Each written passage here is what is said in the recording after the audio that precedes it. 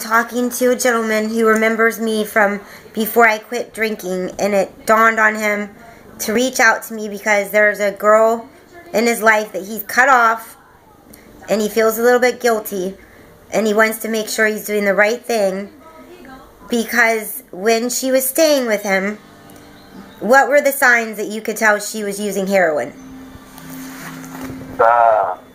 Everything. The burn holes, finding a shoestring by the bed that wasn't in a shoe, let's see, what else? The burn holes all over the sheets and stuff and the couches, that told you knew what you said. You've learned more about heroin in the last 4 months than you've ever wanted to learn. Yeah. And that you're just as chained to this disease, and you wanted to write a book now that you've been going through this, like I wrote a book about how the people that love the people, the addicts, get sick with the addicts. Yep. And also you wanted to help other people understand the signs of when someone is using heroin and how not to enable when that is happening. Yeah. But you also told me you just found out she was arrested and she's in the jail. Yep. And I told you, I think, unfortunately to say this because there's not enough detox beds, I believe, you said she doesn't even want to get clean, right? Yeah, I mean, it's not that I don't think she wants to, it's just, I don't know, and I hate saying it like that, I just don't know what to believe.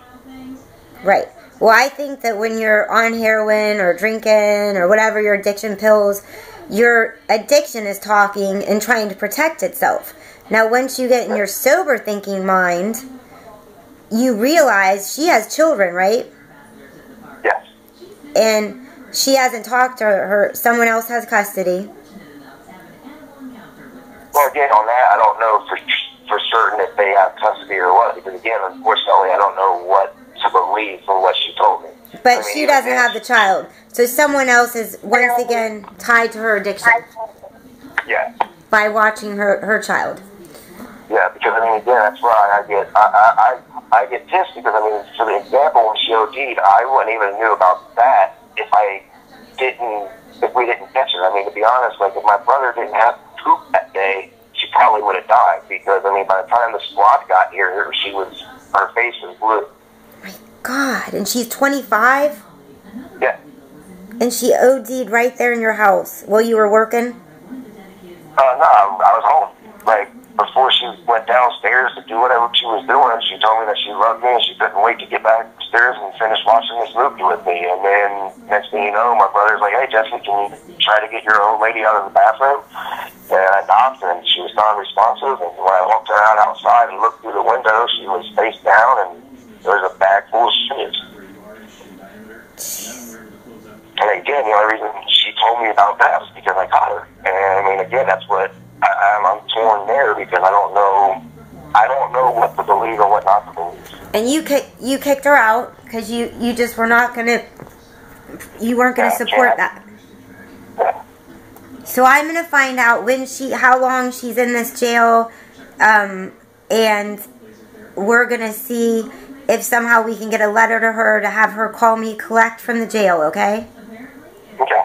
And then you're not one of those saps that is in love. You're not a sugar daddy. She keeps calling you for money, and you keep telling her, no way, not even $10, correct? Yep. Yep. Because you know the deal. You've been studying this now for 4 months. Yep. Her two options. Huh? Because unfortunately, I've been watching it, because unfortunately, that's another thing. Again, I'm not stupid. She had sugar daddies, and I'm not stupid. You're not going to get money from guys for not doing nothing. Correct. Okay, and so that's enabling. So she can go into, if when I speak to her, if she will call me from the jail, and she wants a stay out plan, not a get out plan, and fall back, there's some programs like Amythyst that she can go into, and I can send you the link on that. Or do you know if she has Medicaid and Care Source? She told me she does, but again, on that, I don't even know what to believe, because she told me she's got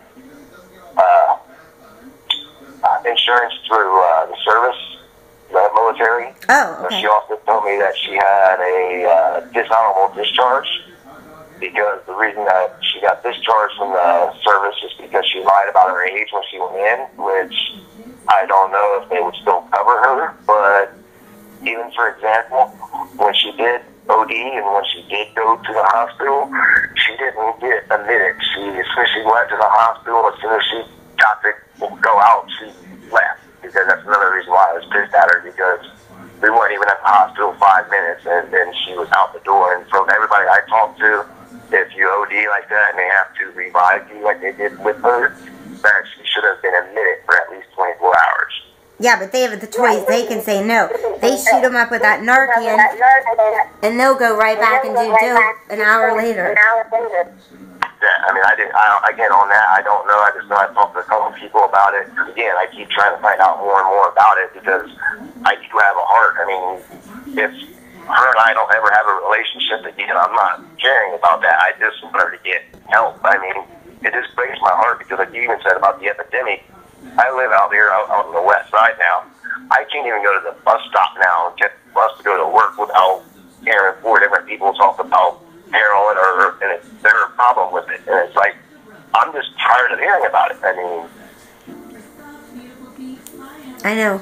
The west side, a bunch of heroin dealers. You're a hub for the cartel on the west side of Columbus. I'm going to pop in a story on that from National Geographic, but they dumped a whole bunch of free dope on that whole west side to get everyone hooked on it. And my south side the same way. You can't go anywhere without hearing about it, but west side is very bad, and I'm sorry, and I'm proud of you for calling me and believing in me, even though you saw me when I was, I used to drink, and I apologize for that. But right now, I'm going to try to figure out I'm going to call the jail and see how long she's there, if she's been arraigned. They arraigned you on Saturday. Did she get arrested yesterday, or do you know?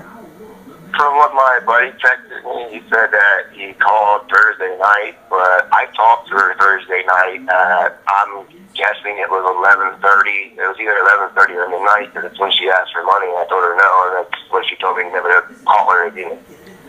Well, that's a guilt, tactic, obviously. Okay, I'm going to figure this out, and then I will call you back. I'm in the middle of, like I said, organizing a benefit concert for the children of the incarcerated parent. Many of them, their parents, go to prison because of heroin, or jail over and over again because they don't have a stay-out plan. Or they die, they OD. And thank you for saving her life. And if she wants help, we can give her help. Like I said, there's a story about a little boy standing on the sea, starfish everywhere because there was a big storm. They were all going to die, and he started picking up each starfish and throwing them back in the water. And a fisherman said, "Little boy, there's no way you're going to save all these starfish.